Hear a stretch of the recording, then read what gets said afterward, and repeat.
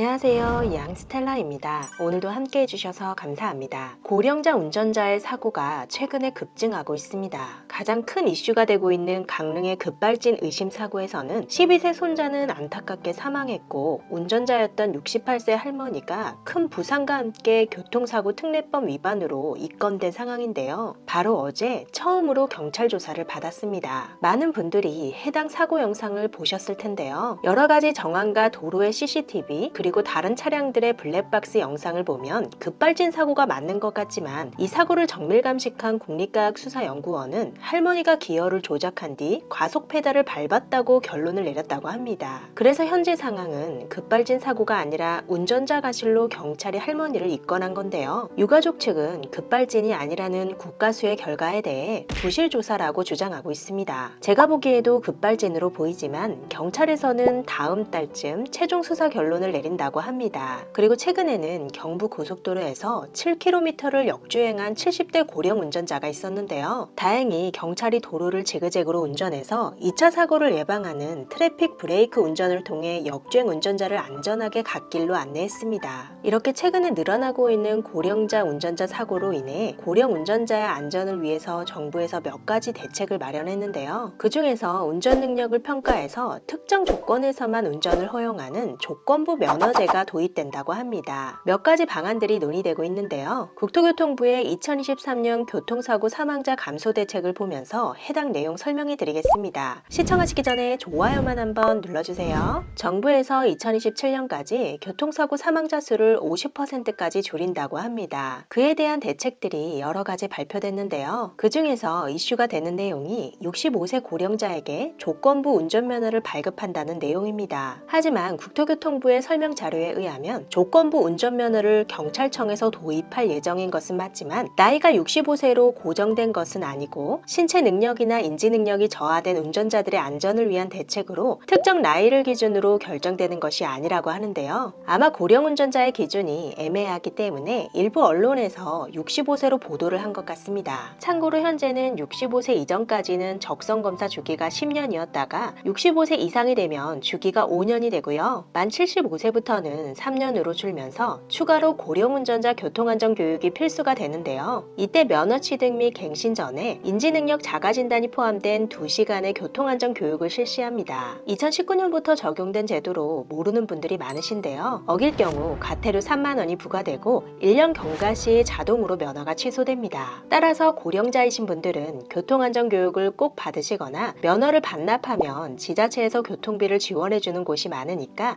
면허를 반납하는 방법도 고려해 보시면 좋겠습니다. 조건부 면허 제도는 현재 유력한 몇 가지 방안이 나왔는데요. 첫 번째로 현재 거주하는 집에서 반경 50에서 100km 범위 내에서만 운전을 하도록 하는 방안입니다. 두 번째는 야간 운전을 금지하고 주간에만 운전을 허용하는 방안. 세 번째는 첨단 운전자 지원 시스템을 차량에 설치해서 이 장비가 설치된 차량에 한해 운전을 허용하는 방안. 그리고 고속도로 운전 금지, 속도 제한 등의 방안이 있습니다. 이렇게 제한된 조건이 걸린 조건부 운전면허가 발급될 예정인데요. 내년이나 내후년에 최종 결정이 될 것이 유력하다고 합니다. 이 외에 고령자분들의 안전을 위한 대책으로 노인보호구역 지정 기준을 현재는 복지시설을 중심으로 하고 있지만 앞으로는 전통시장같이 노인보행자가 많은 장소까지 확대해서 노인보호구역 지정을 하도록 하고요. 고령 보행자를 위한 보행섬, 조명시설 등의 특화 안전시설을 설치하고 신호등이 보행자와 차량을 자동으로 감지해서 신호시간을 늘린다거나 신호등 잔여시간 표시, 음성 안내, 횡단보도 집중조명, 바닥 신호등 등의 스마트 횡단보도를 확대 설치할 예정입니다. 국토교통부에서는 조건부 운전면허에 대해 의료적 객관적으로 운전 능력을 평가한 뒤에 나이와 상관없이 운전자를 선별한다고 발표했는데요. 하지만 나이 기준이 없이 이 조건부 운전면허가 건강상태와 신체적인 능력을 구분하는 기준이 돼서